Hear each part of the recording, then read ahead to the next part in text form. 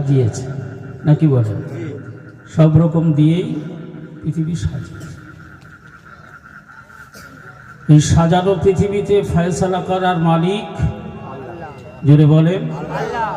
তাহলে আল্লাহর ফয়সালা মেনে নেওয়ার জন্যে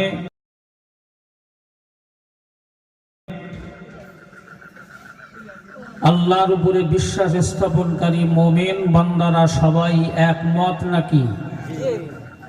আল্লাহ যেটাই ফয়সালা করেন সেটাই মঙ্গলের জন্য, সেটাই ভালোর জন্য। তাহলে যারা প্রকৃত মুমিন আল্লাহকে বিশ্বাস করে তারা আল্লাহর ফয়সালার বিরোধিতা করতে পারে? কথা বলেন। তাহলে আজকের এই অনুষ্ঠান, আজকের এই জলসা, আজকের এই নবী দিবস, আজকের এই সবরে সারি, আজকের এই মাহফিল, আমি অনেক কটা ভাষা আপনাদেরকে বললাম। যেটাই মনে করি, কারো ধারণা এটা সবরে সারি, কারো ধারণা দোয়ার মজলিস, কারো ধারণা জলসা, কারো ধারণা নবী দিবস। যাই হোক, আল্লাহর যদি মঞ্জুর না থাকতো তাহলে এই অনুষ্ঠান হতে পারত? সবাই মিলে বলতে হবে, হতে পারত? তাহলে নিশ্চিত এই অনুষ্ঠান যখন হয়েছে আল্লাহর মদদ এবং সাহায্য অবশ্যই আছে। তাহলে আল্লাহর সাহায্য যেখানে আছে মুমিন সেখানে বিরোধিতা করতে পারে না? মুসলমান বিরোধিতা করতে পারে? আমি মুমিন এবং মুসলমান দুটোকে আলাদা করে জিজ্ঞাসা করলাম, আপনাদের মনে মনে প্রশ্ন জাগছে না? মুমিন আর মুসলমান দুটো আবার আলাদা কি করে হয়? অবশ্যই আলাদা। যে অবশ্যই আলাদা হবে।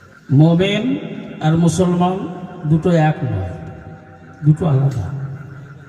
তাই মুমিনের পক্ষে কখনো আল্লাহর বিরোধিতা করা, আল্লাহর সিদ্ধান্ত এবং ফয়সালার বিরোধিতা করা সম্ভবই নয়। মুমিন যখন বিরোধিতা করতে পারে না, মুসলিমের বিষয় তো আর বলার উপেক্ষা রাখে না। কারণ যারা ইসলাম এবং শরিয়াতকে মেনে নেয়,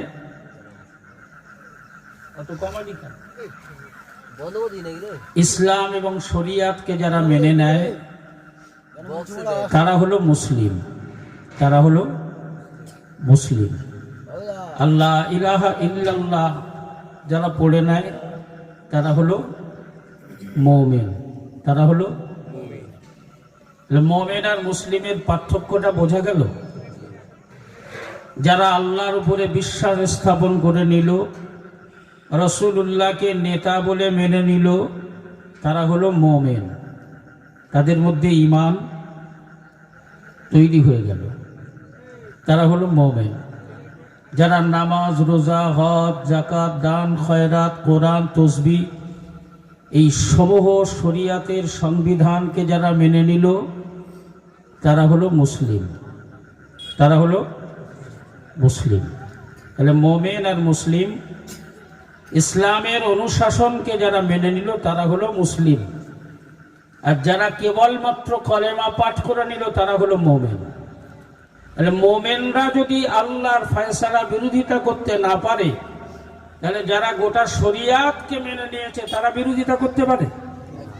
কখনোই পারে না। মূলত আল্লাহর সিদ্ধান্তের বিরোধিতা করা কখনোই সম্ভব নয়। যাই হোক, আমার পূর্বে আমার অত্যন্ত স্নেহের আলোচনা করছিল নবী দিবস সম্পর্কে। পৃথিবীতে এহেন কোনো অনুষ্ঠান, এহেন কোনো মজলিস আপনি তৈরি করতে পারবেন, শরিয়াতি মজলিস, যেখানে আমার নবীর আলোচনা হবে না? নবীকে বাদ দিয়ে কোনো আলোচনার মজলিস করা যায়? কথা বলতে হবে। নবীকে বাদ দিয়ে কোনো আলোচনার মজলিস করা যায়? সে ছোট থেকে বড় যে মজলিসই হোক, আলোচনা হবে কার? রাসূলুল্লাহ। তো নবীর বাদ দিয়ে যখন মজলিস করা যাবে না, যে কোনো মজলিসে যদি রসুলের ব্যাপারে আলোচনা করতে হয়, নবীকে বাদ দিলে কোনো আলোচনাই থাকে না।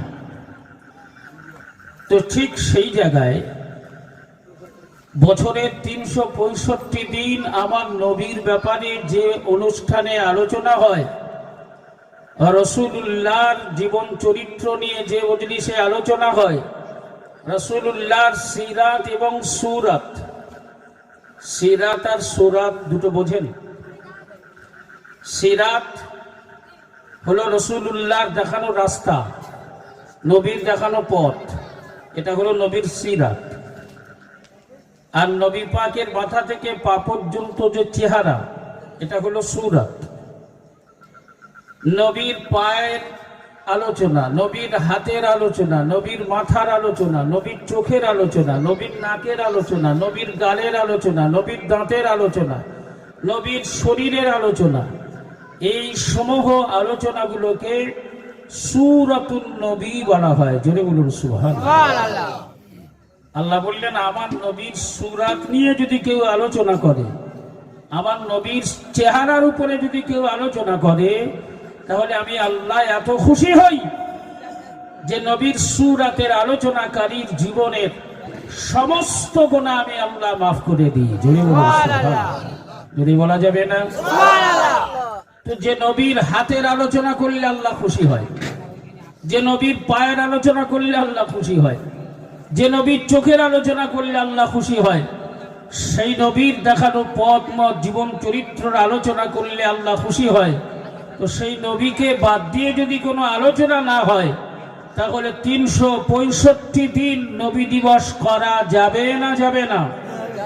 কথা বলেন।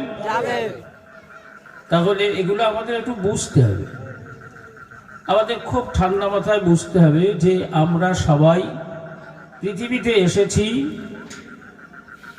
আমার নবীর ওসিলায়, আর আল্লাহ পাঠিয়েছেন আমার নবীর বন্ধু হিসাবে গ্রহণ করে, আমার নবীর সৃষ্টিকে আল্লাহ পছন্দ করে, নবীর কদমের ওসিলায় আল্লাহ এই গোটা পৃথিবীকে সুন্দর করে সাজিয়েছেন। জোরে বলুন সুবহানাল্লাহ। যার ফলে আমিও আপনাদেরকে নিয়ে বছরের 365 দিনের সমূহ সময় রাসূলুল্লাহকে কেন্দ্র করে আলোচনা করা মানে সেটা সিরাতুন নবী হিসাবে গণিত হয়। আর সিরাতুন নবী মানেই নবী দিবস, সেই অনুষ্ঠানটাকে বলা যায়। অতএব আমরা সবাই নবীর প্রেমিক, নবীর পাগল, নবীকে ভালোবাসি। সেই ভালোবাসাকে কেন্দ্র করে আজ রাসূলুল্লাহর ব্যাপারে কিছু তথ্যমূলক আলোচনা হবে। আপনাদের সকলের ধৈর্য থাকবে তো ইনশাআল্লাহ? আমায় এখানে রেখে সব বাড়ি চলে যাবে না তো? আমি যতক্ষণ থাকবো তোমরাও থাকবে তো নাকি?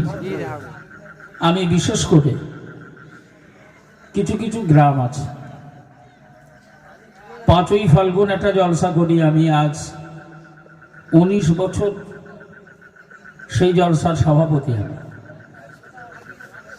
বাসুদেবপুর শ্রীনগর রমজাননগর বলে জায়গাটার নাম, আমার আলোচনায় ক্যাসেটে অনেকে শুনবেন, আমাদের কাকদ্বীপ কুলপি লাইনে 19 বছর আমি সভাপতি, এবং তাদের কমিটির তরফ থেকে ঘোষিত যে আপনি যতদিন হায়াতে থাকবেন ততদিনই আপনি এই জলসার সভাপতি হিসাবেই থাকবেন। ঠিক তেমনি পাশাপাশি অনেক গ্রাম আছে, যে গ্রামের মানুষ, যে গ্রামের বাসিন্দাদের সঙ্গে সুসম্পর্ক, ভালোবাসা, মহব্বত, আত্মীয়তা সব মিলিয়ে কিছু গ্রাম আছে যেগুলো খুব নিজের এবং কাছের। সেই নিজের এবং কাছের গ্রামের মধ্যে পশ্চিম সোনাখালীটিও অন্তর্ভুক্ত। এই গ্রামটাও আমার নিজের এবং কাছের। আমি গ্রামবাসীদেরকে ভালোবাসি, গ্রামবাসীরাও যে বিনিময়ে আমার সঙ্গে ভালোবাসে না এমন নয়, ভালোবাসা মহব্বত আছে। সেই ভালোবাসাকে দাম দিয়ে আমিও ভালোবাসি। আজীবনকাল আল্লাহই ভালোবাসাকে আপনাদের সঙ্গে সুসম্পর্কে আল্লাহ কবুল করে নিক। সকলে বলি আমিন। জোরে বলেন আল্লাহুম্মা আমিন। আলোচনার সূচনা করব, সবাই মিলে একটু তাকবীর দিতে হবে। নারায়ে তাকবীর। আর একটু মন খুলে নারায়ে তাকবীর। আল্লাহর নাম যখন উচ্চারিত করবেন, আল্লাহ বললেন জীবনের সবটুকু শক্তি, জীবনের সবটুকু ক্ষমতা ব্যয় করে আমায় ডাকবে, তাহলে আমি আল্লাহ খুশি হব। আর আমি খুশি হওয়া মানেই জানবে তোমাদের জীবনের গুনাহ মাফ হয়ে গেল। জোরে বলুন সুবহানাল্লাহ। এই প্রাণ ভরে একটু ডাকেন নারায়ে তাকবীর, নারায়ে তাকবীর। আউযু বিল্লাহি মিনাশ শাইতানির রাজীম। বিসমিল্লাহির রহমানির রহিম।